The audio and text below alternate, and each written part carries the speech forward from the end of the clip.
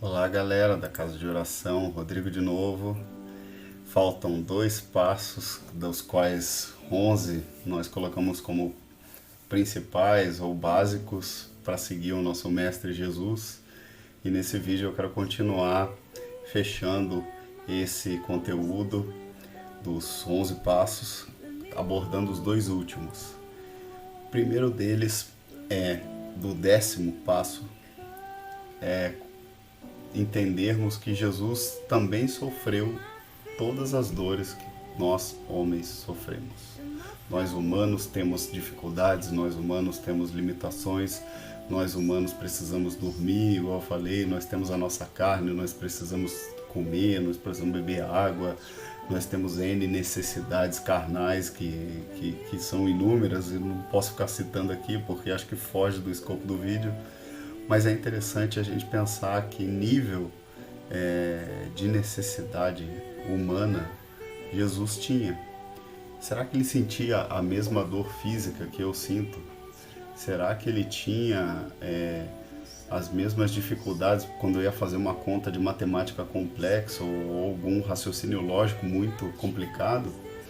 É interessante entender que Jesus, ele também tinha a mente humana, ele também tinha a mesma razão que nós humanos temos. É interessante que ele, homem, verbo vivo, ele sendo Deus, ele saiu da glória dele para se fazer homem, carne, para poder trazer a mensagem de maneira revelada do que Deus deseja como relacionamento ou o que deseja para nós humanos, filhos aqui na terra. Porquanto para isso mesmo fostes chamados, pois que também Cristo sofreu em vosso lugar, deixando-vos exemplo para seguirdes os seus passos. Então, como eu estou falando dos 11 passos, o mestre ele deixou o exemplo para que a gente siga os passos. Uma coisa é um professor, um mestre, alguém que você admira muito pelo conhecimento que ele tem e ele ensina muito sobre várias coisas ou um assunto específico que você tem interesse, mas ele não vive aquilo. É interessante a gente pensar, porque hoje na internet aí você abre o YouTube, é cheio de coach, né? Eu vou fazer a tua vida mudar. Aí tem os piadistas, né? Murilo Coach, que eu dou risada pra caramba, lá do Danilo Gentili, né? Tem um monte de outros, eu não vou citar o nome aqui para evitar confusão. Mas existem esses aí que utilizam da psicologia, programação neurolinguística, próprias DN, inúmeras técnicas de coaching, psicologia e tal, e falam algumas coisas que eles mesmos não experimentam na vida deles. O interessante é que a diferença do cristianismo para esse tipo de prática é que o cristianismo ele não é uma abstração somente, ele não é uma teoria, ele é uma verdade, ele é uma prática do teu dia a dia, porque é aquela velha máxima, se você não pratica o que você fala, você não tem autoridade para falar sobre aquilo. Então, o cristianismo e o discipulado nos ensina justamente a seguir esse tipo de conduta. Mas não adianta nada a gente falar aqui de como ser um discípulo se você não pratica isso na tua vida cotidiana.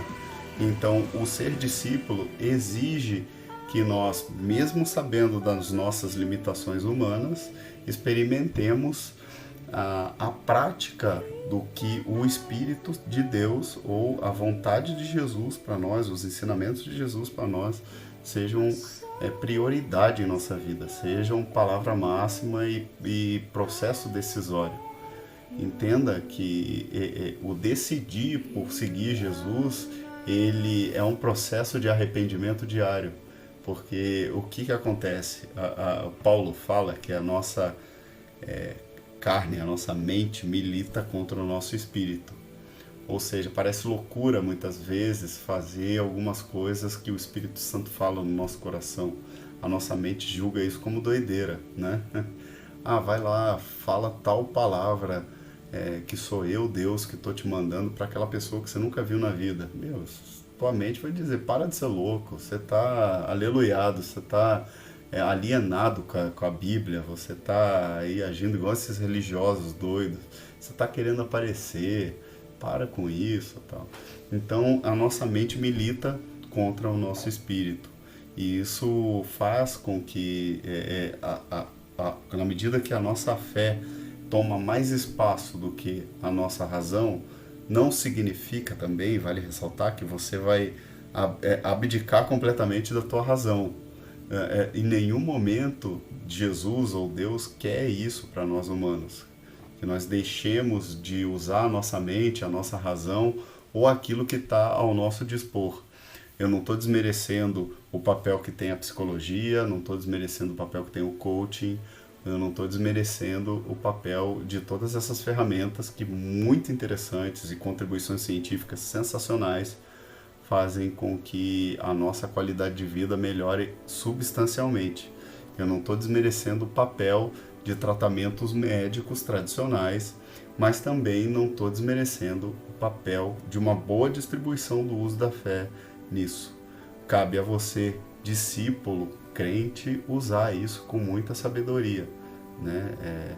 A fé não é uma negação total da realidade, muito pelo contrário, a fé é mais real do que você deve ter ouvido falar por aí em todas as pregações e algumas aí que eu escuto, principalmente em nome da graça, e barateiam demais a graça, falando assim: não existe crise, não existe dificuldade, você não está doente.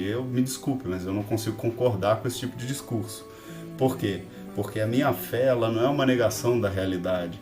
Ou seja, se eu não sei onde eu estou, como é que eu posso projetar a minha fé para frente? Se eu fico negando, ou não consigo enxergar, ou não quero enxergar onde eu estou, não faz o menor sentido, tá? Então, a fé, ela é um direcionador através da palavra de Jesus para onde nós devemos focar, para onde nós devemos almejar, onde nós devemos sonhar.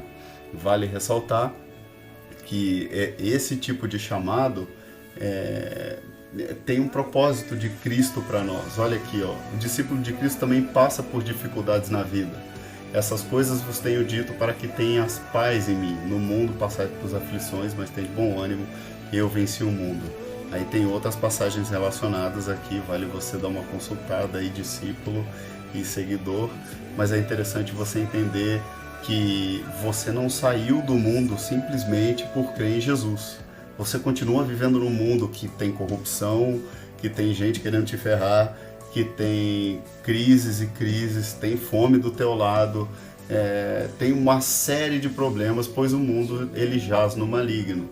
Então não significa que você vai praticar as mesmas coisas que o mundo pratica, mas você está aqui de passagem, tá? Então se você é passageiro aqui, consequentemente você está sujeito a algumas regras que o mundo impõe. Por exemplo, agora a gente está vivendo uma regra e uma conduta aí do coronavírus por uma questão de saúde pública, né? Então fique em casa por uma questão de saúde pública.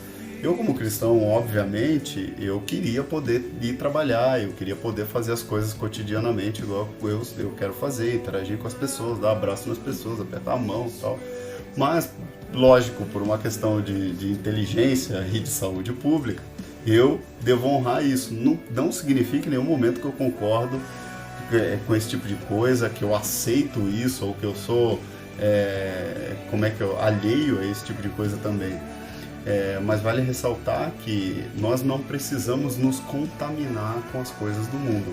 Tem uma passagem do Antigo Testamento em que Daniel decide não comer a comida do rei e ele pede para o pessoal testar ele com legumes durante um bom tempo. Aí o pessoal chama isso de jejum de Daniel. Qual é a revelação que a gente traz dali? Quando você decide se alimentar pelas coisas que vêm do mundo e não se alimentar mais pelas coisas que são de Deus, você tem troca a tua ordem de prioridade. Isso com certeza faz com que o teu ânimo fique afetado e você fique intoxicado pelas coisas do mundo. Ou seja, você não se suja com as coisas do mundo, você não se intoxica com as coisas do mundo, porque a tua prioridade é o alimento da palavra viva do Senhor para você. Ou seja, o que eu estou querendo dizer aqui como exemplo prático disso? Se eu decido gastar mais o meu tempo, ao invés de ver telejornal que só fala da mesma coisa, que só fala desgraça, só fala do coronavírus, só fala de quem morreu, só desce o cacete no presidente, só fala mal do governo, só fala só notícia ruim, eu decido não me alimentar mais disso e me alimentar do que realmente vale a pena. Então, essa capacidade de fazer boas escolhas é que é interessante, porque faz a nossa vida continuar, faz nós, como cristãos, fazermos o nosso papel para mudar essa realidade. Nós somos luz aqui, nós somos sal da terra, nós viemos para dar tempero, nós viemos para fazer diferença. A gente não veio para poder tirar o sabor, tá bom? Então, é interessante que essa prioridade de Deus e da palavra dele, Jesus também praticava. Se alguém vem a mim e ama o seu pai, sua mãe, sua mulher, seus filhos, seus irmãos e irmãs, e até a sua própria vida mais do que a mim, não pode ser o meu discípulo. E aquele que não carrega a sua cruz e não me segue, não pode ser o meu discípulo. Da mesma forma, qualquer de vocês que não renunciar a tudo o que possui, não pode ser o meu discípulo. Ou seja, o que Jesus está querendo dizer aqui?